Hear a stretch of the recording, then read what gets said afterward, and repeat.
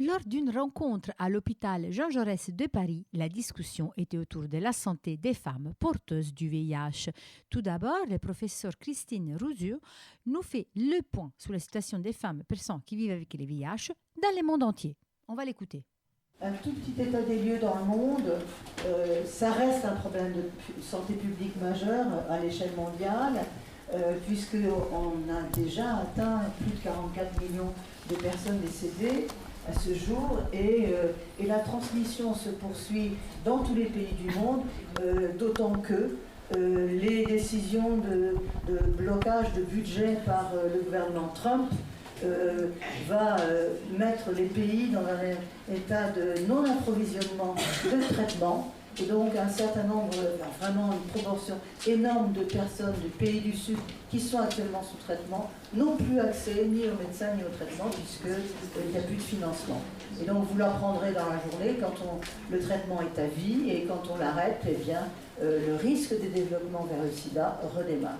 Donc la situation est assez catastrophique dans le monde alors que nous avions vraiment beaucoup d'espoir pour atteindre ce chiffre en 2030. Mais je pense qu'il ne faut pas oublier que ça va bouleverser tout le système de santé publique mondial. On est à peu près établi à 40 millions de personnes vivant avec le VIH, mais là encore, les choses vont changer. On va sans doute vers l'infection de mamans qui vont se produire, y compris dans la grossesse, elles risquent de passer le virus à l'enfant. Et donc on estime à 1 million de bébés qui vont s'infecter d'ici 2030, c'est quand même terrible. Et puis alors en 2024, rien qu'en 2024, en un an, 600 000 personnes sont décédées de causes liées à l'VIH. Donc je rappelle qu'il n'y a pas de traitement curatif de l'infection définitif, donc c'est un traitement à vie. Donc je vais vous présenter un certain nombre de diapositives.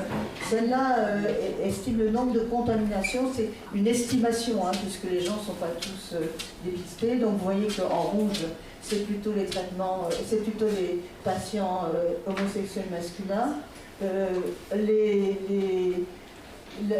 Important dans cette diapo, c'est que les lignes du bas sont certes plus basses que celles concernant les homosexuels masculins, cependant, on voit une petite remontée un peu pour tous les groupes, y compris pour le groupe des femmes hétérosexuelles, nées à l'étranger, et des femmes hétérosexuelles, évidemment, nées en France.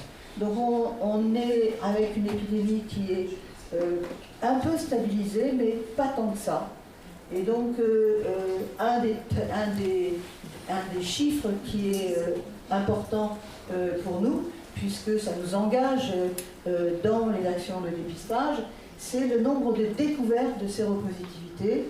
Alors, vous voyez qu'il baisse régulièrement chez les homosexuels, mais en fait, c'est quand même relativement efficace.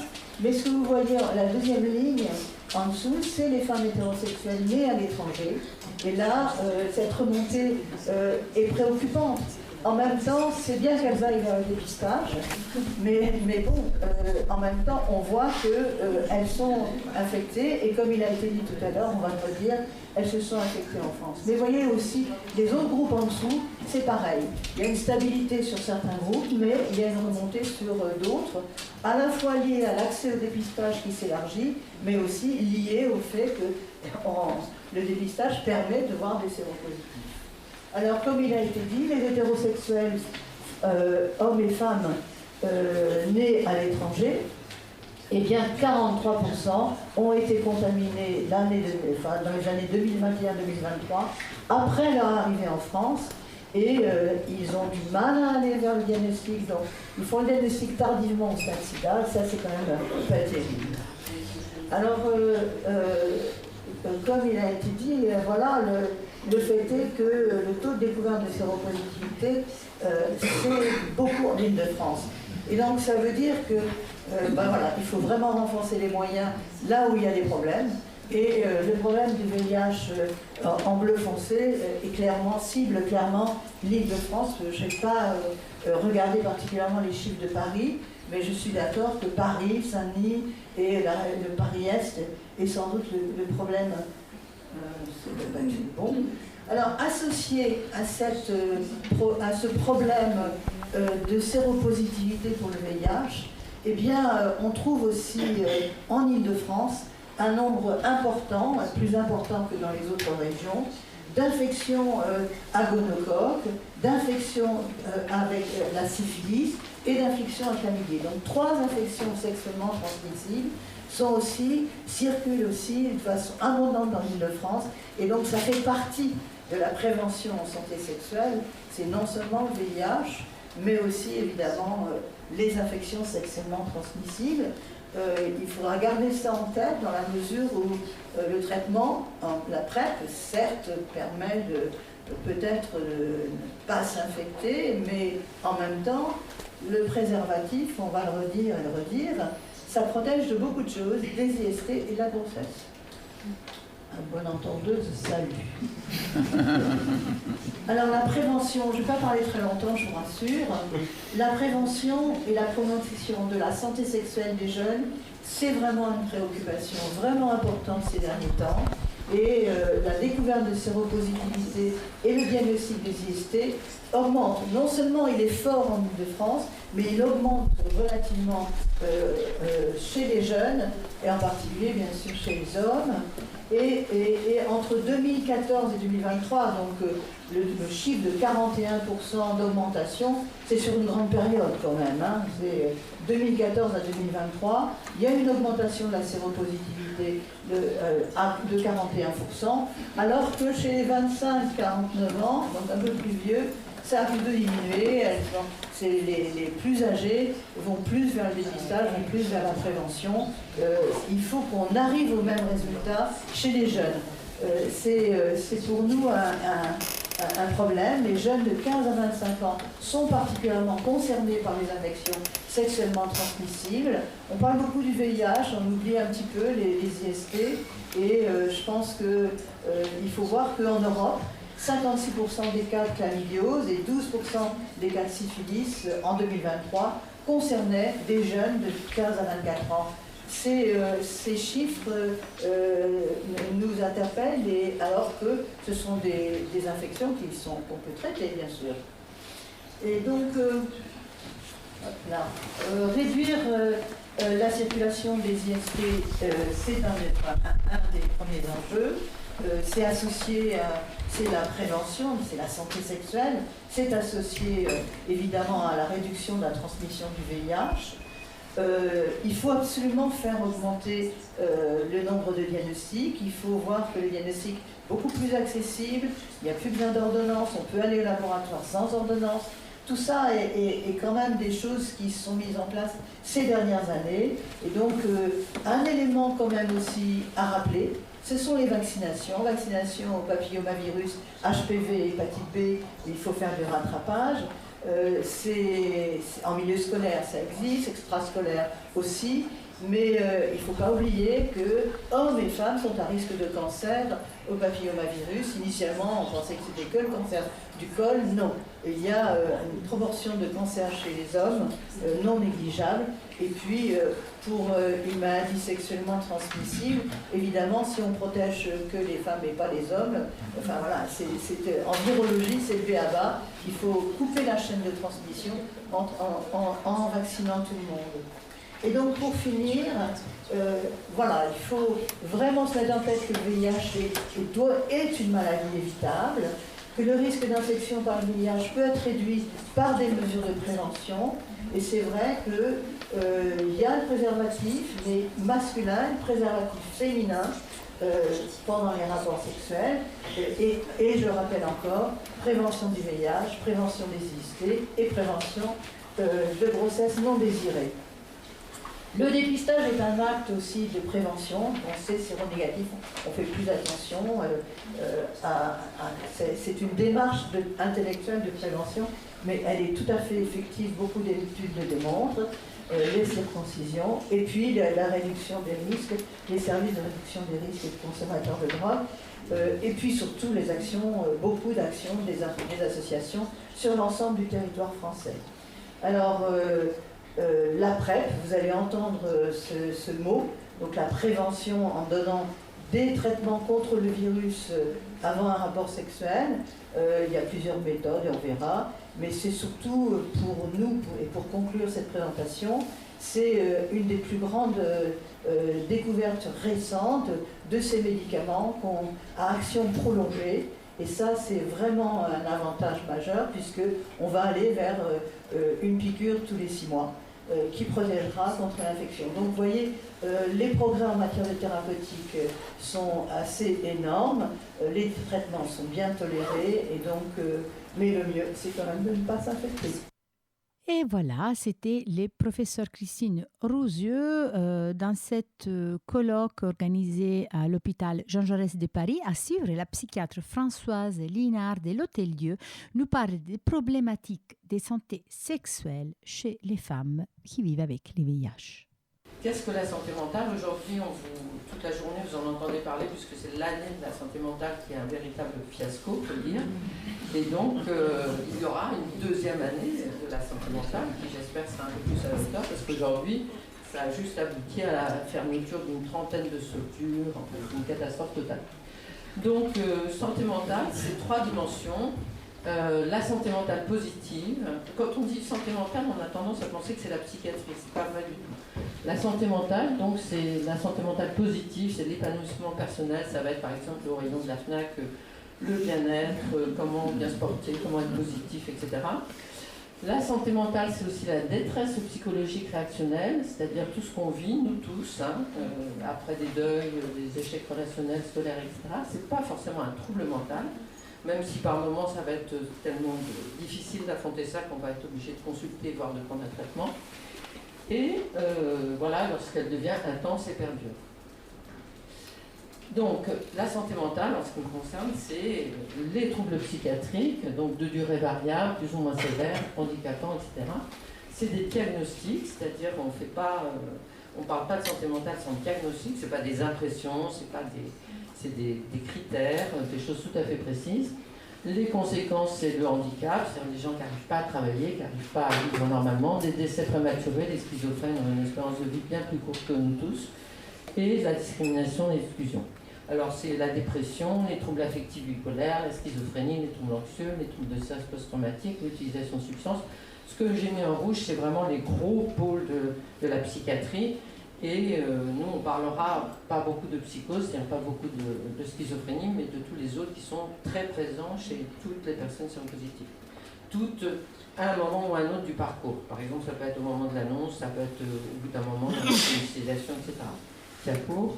Alors, pour vous expliquer, il y a quelque chose là avec Christine, on parlait juste une seconde de la bibliographie. Quand on fait de la bibliographie, on a tendance à penser qu'en 2018, c'est pareil qu'en 2025. Or, entre-temps, en tout cas pour ce qui concerne la psychiatrie, le Covid est passé. Et le Covid a vraiment, comme vous le savez, sûrement, on lit beaucoup, a vraiment laminé la santé mentale des Français au sens des symptômes psychiatriques qui sont apparus. Donc là, il y a une initiative qui a été tout à fait étonnante et remarquable, c'est que Santé publique France a, le 23-25 mars 2020, c'est-à-dire dès le début de l'épidémie de Covid, mis en place des mesures d'indicateurs de dépression, anxiété, troubles du sommeil, et au bout d'un moment, vous voyez, en 2021, ils pensent que ça va très mal parce qu'ils introduisent le suicide. Les idées suicidaires, c'est ça. En haut, donc vous avez, et puis ils appellent ça santé mentale, parce qu'à ce moment-là, si je vous explique, c'est la psychiatrie alors que ça s'appelle les indicateurs de santé mentale, c'est parce qu'en haut, la courbe, c'est une question qui s'appelle perception positive de la vie en général. Bon, moi je serais bien incapable de répondre à ça, mais voilà. En dessous, c'est les troubles du sommeil. En dessous, c'est les troubles anxieux, la dépression en rouge et les troubles suicidaires, diapo, en dessous. Alors, ça a mis les 3 confinements, les 9 vagues successives, etc. Donc, par exemple, à la fin, là, la dernière date, qui est septembre, je crois, 2023, si je ne me trompe pas, donc voilà. C'est bien ça, non septembre 2023, voilà.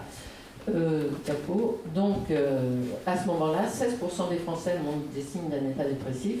C'est plus 7 points par rapport au niveau hors épidémie. Donc, vous voyez, si on fait une étude en disant en 2018, il y avait 9% de déprimés, de personnes qui faisaient une dépression, en fait, là, maintenant, on est, parce que ça a peu baissé, en fait, on est plutôt à 15, 14, 15 de pourcentage de Français. Les 23% de Français avaient des signes d'un état anxieux, c'est un niveau très élevé, une personne sur 4 était très anxieuse, Vous vous rappelez le Covid, la peur de mourir, la peur de contaminer, enfin c'était vraiment la peur de toucher le chariot du supermarché. On était dans une anxiété majeure, on était dans une anxiété majeure par rapport à nos proches âgés, etc. Bon, 71% des Français déclarent des problèmes de sommeil, donc ça c'est plus 20 points. Alors ça a redescendu, mais vraiment c'est la plainte la plus fréquente chez tout le monde.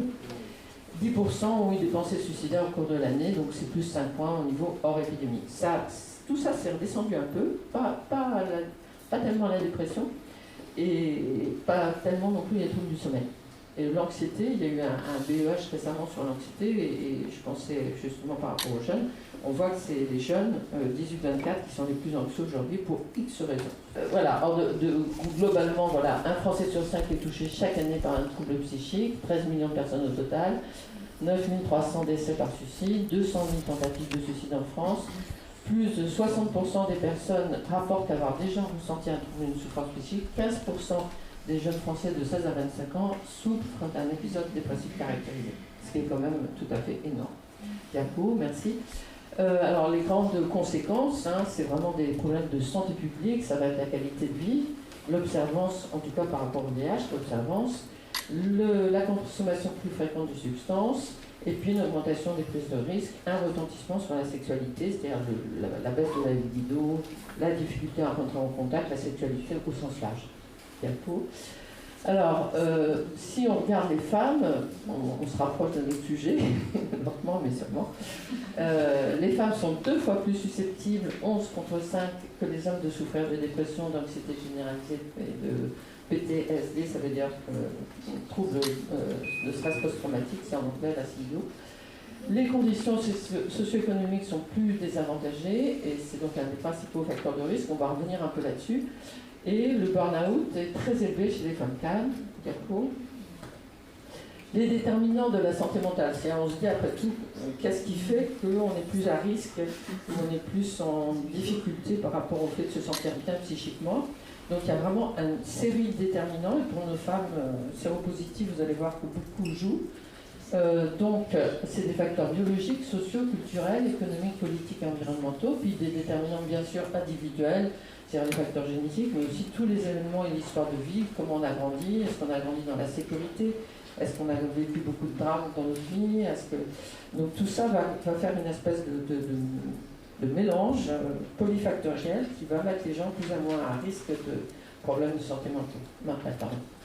Alors, par exemple, les facteurs biologiques, les femmes, de la puberté à la ménopause, enfin bref, dans toutes les circonstances des femmes, il y a des fluctuations hormonales qui peuvent entraîner des symptômes. Par exemple, en ce moment, on respecte beaucoup plus les symptômes prémenstruels, c'est quand même assez récent. Donc avec la fatigue chronique, de l'irritabilité, etc. La dépression périnatale, ça toucherait à peu près 7,7% des femmes. Et puis les fausses couches, l'infertilité, la maternité, c'est des périodes de vulnérabilité psychique. Alors tout à l'heure, on parlait de la fréquentation des femmes, des médecins. C'est sûr que c'est à l'occasion de toutes ces composantes que les femmes sont amenées à avoir beaucoup plus de médecins que les hommes. Si on interroge une femme de 30 ans, par exemple, sur son suivi, souvent, quand même, elle a vu un gynéco, souvent, elle a été rappelée aux nécessités de prévention, etc. Et c'est quand même une donnée positive, je dirais, de la santé des femmes. Deuxième point important, c'est la ménopause. Vous savez, en ce moment, dans les communications sur le VIH, on parle beaucoup du vieillissement de la population atteinte par le VIH. Et ça concerne aussi les femmes. Ça, c'est en général en France. Donc 500 000 femmes chaque année franchissent le seuil de la ménopause et 17 millions aujourd'hui sont ménopausées. Le sujet demeure tabou. Ça s'accompagne d'agisme, c'est-à-dire plus on vieillit, plus on est déconsidéré, que ce soit intellectuellement, physiquement, dans beaucoup de domaines. Les modifications hormonales, etc., peuvent également être à l'origine de troubles psychiques comme l'anxiété ou une baisse de l'estime de soi. La ménopause est généralement mal vécue, c'est une période de transition qui marque la fin, enfin, au moins imaginairement, d'un tas de choses, donc c'est vraiment une période difficile pour les femmes. Et avec le vieillissement des femmes atteintes par le VIH, je pense qu'on va aussi être amené à parler de ça. Alors, la charge mentale, parce que je trouve qu'on en parle beaucoup. Moi, j'aime beaucoup la petite BD là, faite par une femme qui s'appelle Emma sur la charge mentale. Mais elle se définit quand même très sérieusement par l'OMS. C'est la charge cognitive et émotionnelle résultant des exigences et des contraintes de la vie quotidienne et du contexte social dans lequel les individus vivent. Par contexte social, par exemple, ça va être le fait qu'il y a des familles monoparentales, la plupart du temps c'est la femme, des familles isolées socialement, etc. Et les responsabilités familiales, domestiques et professionnelles qui font que les femmes ont une espèce de cerveau qui mouline sur les couches, qu'est-ce que je vais faire à manger, etc., etc. Et même parfois comment on va manger. La suite. Alors, deuxième facteur extrêmement important, et là vraiment aussi une majorité de nos femmes séropositives sont touchées, c'est la pauvreté. Alors l'ONU, là c'est un truc récent, hein, c'est une donnée récente, 970 millions, d'ailleurs 11% de la population mondiale souffre de troubles mentaux, mais les personnes à faible revenu sont jusqu'à 3 fois plus susceptibles de souffrir de dépression, d'anxiété, etc. Et les problèmes de santé mentale peuvent perpétuer la pauvreté. C'est-à-dire on est dans un système de syndémie. Les deux choses s'agrègent et s'aggravent, et l'un fabrique l'autre. C'est-à-dire quand on est pauvre, on est anxieux, quand on est anxieux, on travaille moins bien, quand on travaille moins bien, on est plus pauvre, etc. Donc il y a des espèces d'intrications causales très graves par rapport à pauvreté et santé mentale. Alors les violences, ça a été un peu évoqué, mais c'est quand même un sujet énorme.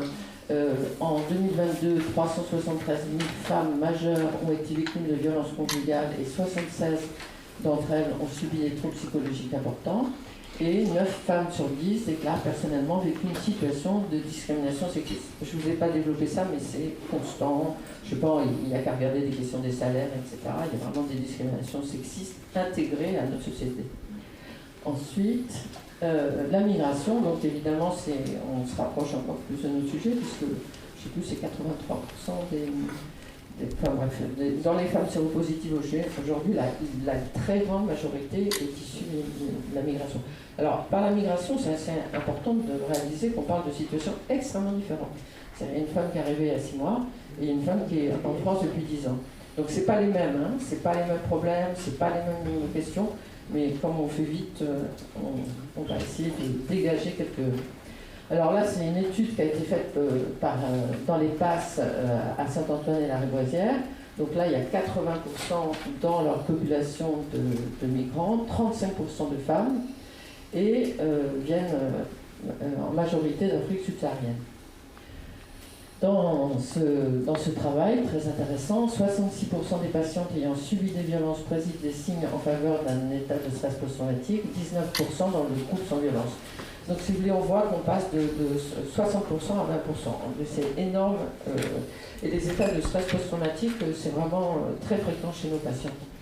Elles sont 2 fois plus souvent dépressives et anxieuses. Et alors évidemment, c'est vraiment un point crucial, c'est-à-dire que très souvent, pour nos femmes migrantes, la plainte ne va pas être directement, par exemple, si on demande à quelqu'un d'Africain est-ce que vous êtes déprimé, la question est saugrenue. Par contre, comment ça va? Et si on vous répond un peu, ça veut dire que ça va très mal. Donc c'est par des biais comme ça qu'on va pouvoir aborder les questions psychiques. Jamais directement parce que c'est vécu comme intrusif, comme c'est inadapté. Mais c'est souvent par j'ai mal là, j'ai mal ci, j'ai mal partout. Il faut faire attention d'entendre ça avec un double niveau. Un niveau qui peut être réel, un niveau articulaire, etc. Puis un niveau qui peut être une espèce de manière de parler des questions psy. Voilà, la migration. Parmi les migrants, alors il faut toujours aussi penser, c'est pour ça que je vous dis 6 mois ou 10 ans, c'est pas la même chose, il y a un parcours migratoire, c'est-à-dire il y a avant, ça peut être aussi à cause d'avant qu'on est parti, par exemple les mariages forcés, les violences sexuelles, etc. Il y a le voyage migratoire qui aujourd'hui, dans les nouvelles arrivantes, est quand même la source de traumatismes très très très fréquents, de viols, de séquestration, de morts devant eux, etc. Et puis dans le pays d'arrivée, les migrants économiques en situation régulière ont 2 fois plus souvent été victimes de violences que les migrants économiques en situation régulière. C'est-à-dire, quand on est en situation régulière, on va faire du sexe transactionnel, on va coucher dans la rue, on va être dans des situations qui aussi vont provoquer des situations de traumatisme. Voilà, une étude chez les femmes vivant avec le VIH, parce que si on commence à réfléchir précisément, on est obligé de constituer beaucoup de sous-groupes. Les femmes noires, les femmes trans, les femmes, etc. Donc j'ai choisi 2 ou 3 exemples. Les dépressions chez les femmes noires et les facteurs, ça c'est une équipe américaine, un travail américain. Donc ils ont fait remplir à ces femmes des questionnaires sur les micro-agressions raciales, la discrimination liée à la race et au VIH. Là aussi on va voir que la discrimination, là elle est multiple. En fait, pour qu'il y ait discrimination, il faut qu'il y ait stigmatisation. Stigmatisation, c'est-à-dire qu'on va choisir des traits dont on va décider qu'ils ne sont pas bien. Par exemple, je ne sais pas, un exemple très banal en France, ça va être la grossophobie. C'est-à-dire être grosse, c'est pas bien. À partir du fait qu'être gros, c'est pas bien, on va avoir des discriminations qui vont se mettre en place.